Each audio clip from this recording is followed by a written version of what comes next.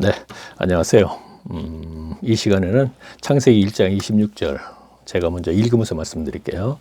하나님이 가라사대 우리의 형상을 따라 우리의 모양대로 우리가 사람을 만들고 그로 바다의 고기와 공중의 새와 육축과 온 땅과 기는 모든 것을 다스리게 하자 하시고 그랬습니다. 자, 하나님께서는 사람을요 하나님의 형상과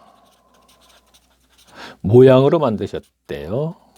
자, 그래서 일단 저는 하나님의 형상과 모양 이렇게 소제목을 치고 들어가면은 거기에 많은 분들이 이제 동영상을 올린 게 있죠. 그럼 그분들 걸 몇 개를 들어봐요. 그래서 그분들은 뭐라 그랬나 일단 들어봅니다. 그리고 그분들이 저와 상각에 같다든가 또는 제가 그분들이 말씀하신 것하고 같다면은 제가 동영상을 올릴 필요가 없지요. 그 문장에 대해서, 그렇죠? 다른 분들하고 똑같은 얘기를 할 필요가 없지 않습니까? 그랬을 적에 그러면 그리고 몰랐을 적에는 일단 또 주석을 봅니다. 제가 주석은 뭐라 그랬나 하고 쭉 봤거든요. 이런 경우는 참 애매모호하잖아요. 그렇죠? 그래서 주석을 봤더니 주석에서 뭐라 그랬냐면 이것은 인격을 얘기한대요. 인격. 하나님께서 이 사람을 인격체로 창조를 했다 이거예요. 그러면서 지성, 감성, 의지가 있게 창조했다 이런 얘기입니다. 그렇죠? 사람에게 갖춰진 것이죠. 그럼 왜냐? 한번 생각해 봤더니 하나님도 역시 지성, 감성, 의지가 있다는 얘기예요. 그리고 그렇구나 하고 답을 찾아보니까 맞더라는 얘기죠. 그러면 여기서 답은 뭐냐? 구약시대 보게 되면요. 아브라함이나 다음 이삭이나 야곱이나 그 이전에 노아도 마찬가지고 전부 다 하나님과 어떤 대화를 했잖아요. 그렇죠. 그것은 지성, 감성, 의지가 있지 않은 짐승들과의 대화가 가능치 않은 거잖아요. 그렇죠. 그래서 답이 아주 쉽죠. 어찌 보면 이렇게 하면 끝난 거예요. 자, 그러면 노아나 아브라함이나 이삭과 야곱 또는 모세 같은 경우도 그렇고 구약 성경에 있는 선지자들도 많은 대화를 했었죠. 그런가 하면은 유일하게 신약 성경에서는 바울, 그렇죠?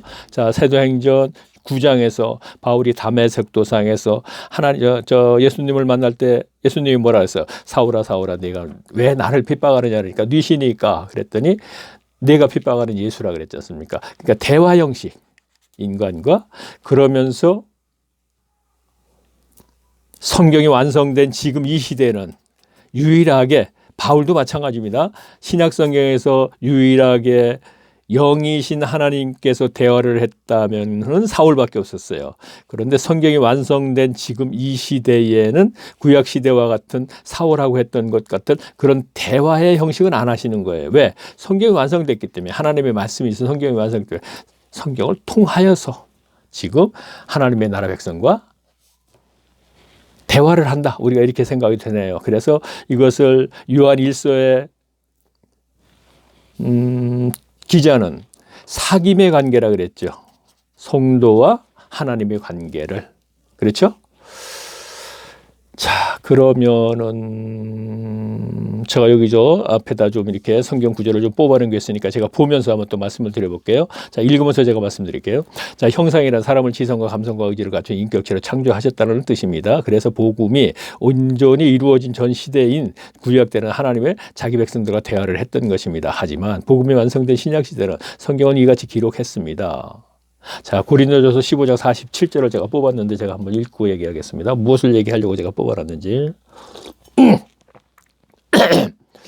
첫사람, 자, 아담을 얘기하는 것이죠. 땅에서 났으며 흙에 속한 자는 속에 속한 자이거니와 둘째 사람 예수님이 얘기하는 겁니다. 하늘에서 나왔느니라. 48절. 무릇 흙에 속한 자는 아담 얘기합니다. 저 흙에 속한 자들과 세상에 속한 사람들을 얘기하는 것입니다. 흙에 속한 자는 아담을 얘기합니다. 그러면 저 흙에 속한 자들과 그러니까 세상 사람들을 속해 얘기합니다. 그리고 같고 무릇 하늘에 속한 자는 성도를 얘기하는 것이죠. 저 하늘에 속한 자들과 같으니 그럼 여기에서 흙에 속한 자들을 아담을 얘기하는 아담에 속한 자 그 다음에 예수님에 속한 자는 성도를 얘기합니다. 성도 하나님의 백성이요. 그러면 다시 하나 더 읽고 한번 볼까요? 49절. 우리가 흙에 속한 자, 즉 아담을 얘기하는 것이죠. 형상을 입은 자같이 또한 하늘에 속한 자의 형상을 입으리라. 아, 그렇군요. 자, 여기다 제가 적었는데 창세기 5장 3절 보면 이런 말씀이 있어요. 아담이 130세에 곧 자기 모양과 곧 자기 형상과 모양과 곧 자기 형상과 같은 아들을 낳아 이름을 셋이라 했고, 그래서 제가 이걸 뽑았군요. 자, 보세요. 아담이 범죄하고 나서 하나님께서 창세기 3장 15절 말씀에 원시복음을 주었습니다. 그러면 아담이 범죄를 했기 때문에 이것을 그냥 회복시켜야 될 거 아니에요. 그렇죠? 그래서 창세기 3장 15절 말씀을 줬더니 이 복음을 믿고 회복이 됐습니다. 하나님과의 관계가. 그렇죠? 단절됐던 것이. 그러면 회복됐다는 것이 분명히 성경에 기록이 없는데 무엇으로 증거할 수 있느냐면은 아벨의 첫 새끼를 드린 그 제사를 통해서 회복이 됐다는 걸 알 수 있어요. 왜? 분명히 아벨과 가인은 아버지 아담에게 가르침을 받았을 거 아닙니까? 그렇죠? 창세기 3장 15절 말씀을 그들이 하나님으로부터 직접 받은 게 아니죠. 원시복음이라 그러는데, 그러면 분명히 이러한 것을 가르쳤기 때문에 아벨이 바른 제사를 지냈다는 건 가르침을 잘 받았다는 것이고, 거기에 딱 아울러 아담도 회복이 됐다는 것을 증거가 되는 것이죠. 그렇죠? 그런데 아담이 아벨 대신 셋을 낳았으니까 셋을 130세에 낳는데 무슨 얘기가 나오냐면 셋이 아담의 형상과 모양으로 태어났대요. 무슨 얘기입니까? 아담은 처음에 지음을 받을 때 하나님의 형상과 모양으로 지음을 받았죠. 이거는 죄가 하나도 없는 거예요. 그렇죠? 없는 상태였어요. 근데 범죄를 함으로써 아담은 사탄에 속하게 된 것입니다. 그렇죠? 그래서 아담이 셋을 낳을 때 셋이 아담의 형상과 모양을 태어났다는 것은 사탄으로 받던 사탄에 속하게 됐고, 아담은 일찍 한번 범죄를 했기 때문에 이 범죄를 안고 태어난다, 이 얘기가 되는 것이죠. 세대계는 셋은요. 그러면 우리도 전부 다 이 범죄, 보통 교회에서 원죄라 그러죠. 자, 지금 이걸 얘기하는 거예요. 자, 다시 한번 볼게요. 자, 49절. 우리가 흙에 속한 자 아담 같은 형상을 입은 자 같이 또한 하늘에 속한 자의 형상을 입으리라 그랬습니다.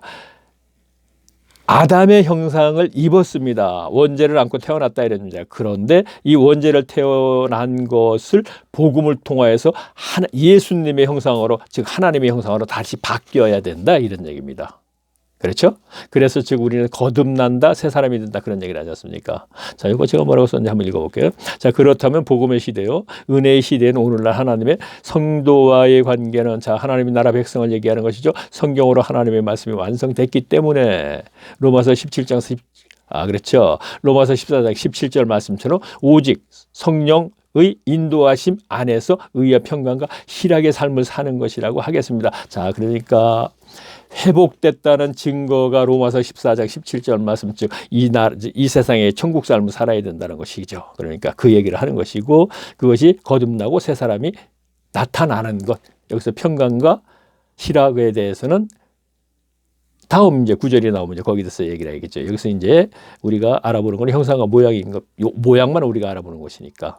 자, 이거 하나 또 읽어볼까요, 제가? 그래서 요한일서 서두에서는 하나님과 성도의 관계를 사귐의 관계라 했고, 예수께서는 제자들과 베다니에 사는 나사로, 자, 베다니에 사는 나사로는 거짓 나사로도 있기 때문에 제가 이렇게 따로 베다니라 그랬습니다. 나사로에게 우리는 친구 사이라. 그렇죠. 제자들에게 마지막으로 요한복음 15장 10절에서 이런 말씀을 하시죠. 너희와 나는 이제 친구 사이다 그랬습니다. 자, 이건 친구는 오늘날 우리 사람과 사람 사이의 친구 얘기를 하는 것이 아니고, 자, 이거 먼저 설명하고 끝내야겠습니다. 다시 아주 간단한 거니까 이제 더 이상 설명할 필요가 없는데, 자, 볼까요? 예수님이 이런 말씀을 하십니다. 요한복음 15장 15절인가에서 친구라의 목숨을 버리면 더 큰 사랑이 없다. 이건 누구나 너무나 잘 아는 구절이죠. 더 큰 사랑이 없다. 그리고 뭐라 그랬었어요? 내가 너희를 위하여서 십자가를 지고 죽는다, 이런 얘기를 합니다. 자, 이건 무슨 얘기냐면 친구를 위하여 목숨을 버리면 더 큰 사랑이 없다. 너희와 나는 이제 친구 사이다. 이러면서 내가 너희를 위하여 십자가를 통하여서 죽는다, 이랬습니다. 무슨 얘기입니까?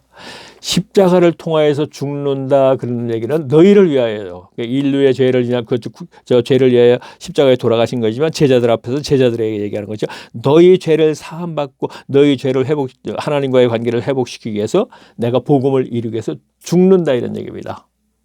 맞죠?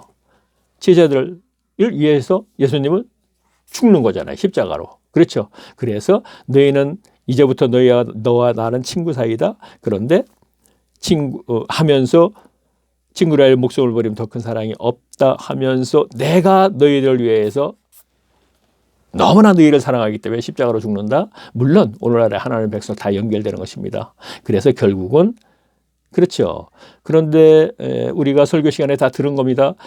베드나의 나사로도 죽는다. 죽었죠. 죽었는데 예수님이 살리셨잖아요.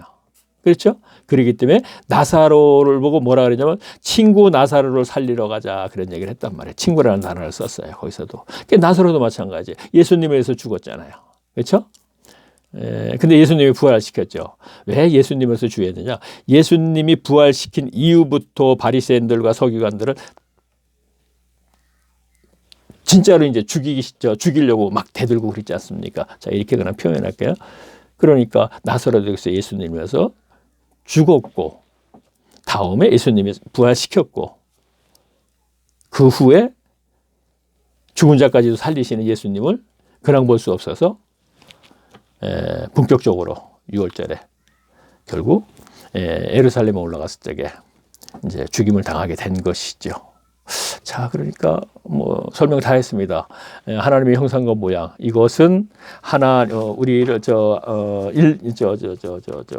사람을 지성, 감성, 의지가 있는 인격체로 창조하신 것이고, 그 이유는 하나님과 자기 백성과 인격적인 관계를 유지하기 위해서, 그렇죠? 인격적인 대화의 관계, 사귐의 관계, 교제의 관계. 고린도에서는 그렇게 얘기를 하고 있죠. 그렇죠? 구약 성경에서 직접 대화를 했고 성경이 완성된 상태에서는 지금은 구약 성경과 같이 대화를 하는 것이 아니고 성령 안에서 의의 평강과 희락의 삶을 살 때 성령 안에서 오직 성령께서 하나님이 영이시죠? 성령이 내주하심이 있어 말씀을 깨닫고 평강의 삶을 살고, 희락이라는 것은 제가 희락이라는 단어를 저는 이렇게 해석을 합니다. 하나님과의 관계에서, 영적인 관계에서 일어나는 막연한 기쁨, 저는 이렇게 얘기합니다. 제 경험에 의해서 하는 얘기죠. 그랬을 때 그것도 역시 무엇인가 하나님과 관계가 이루어졌기 때문에, 인격적으로 무엇인가 이루어졌을 때 하나님께서 주시는 기쁨이 있는 것이죠. 자, 이제 다음에는 이제 제가 알아볼 것이 1장 26절 다음에 알아볼 것을 쭉 봤더니 뭐냐면 안식에 대해서 좀 알아봐야겠어요. 6일 동안 쭉 창조하시고 나서 안식하셨다 그랬거든요. 자, 이것도 제가 소제목을 안식에 대해서 하면서 유튜브에 들어가니까 또 분분해요, 사람들이. 그래서 제가 얘기하는 것은 역시 없어요. 그래서 안식에 대해서 또 얘기를 한번 좀 해야겠다 그래갖고 다음 시간에 제가 안식에 관해서 제가 역시 성경 근거로 해서 제가 한번 함께 알아보겠습니다. 자, 그럼 다음 시간에 뵙겠습니다. 안녕히 계십시오.